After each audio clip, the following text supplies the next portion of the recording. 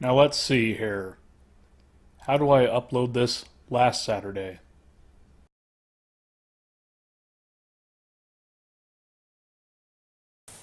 So I've been aware of the concept of burnishing, and mostly the extent that I've used it is to take a handful of shavings and burnish a flat surface or even an edge until it looked nice. The advantage this has over sandpaper is that you're actually compressing the fibers, you're not removing material, so you're making the wood stronger in a sense, and it looks much shinier. However, I was inspired by a video by retired conservator Don Williams to actually go out and make a burnishing tool. Now, I haven't done so yet, but I think I'll make it out of purple heart. It's the hardest stuff I've got on hand.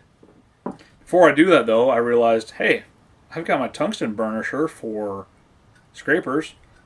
Let's give that a go and see what happens. So I started working on this piece. I'd already rounded the edges slightly with my hand plane.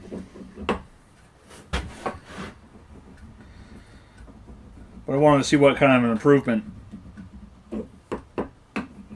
this burnishing tool would have, and whether or not, metal would be too hard.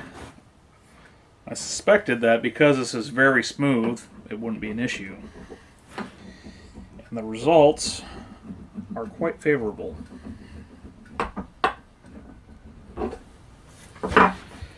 Now, how this shows up on video, I do not know. There's definitely a sheen to it, but the feel is completely different than what we had before. Super smooth. Plain blade. Burnished. So that was a very interesting little experiment for me. If you've got a burnisher or a dowel or a hunk of wood that you can fashion into a rounded instrument, I'd highly recommend that you give burnishing a try. See how it works out for you. Thanks for watching.